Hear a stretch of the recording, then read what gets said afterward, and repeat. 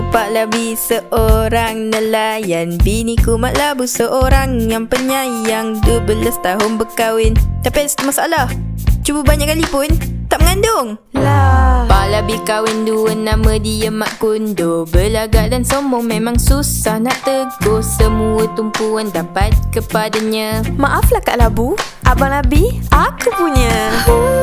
Sebulan diriku berbadan dua, Mak Labu datang dengan beritanya.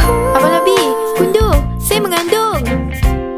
Lahirlah bawang putih dan bawang merah.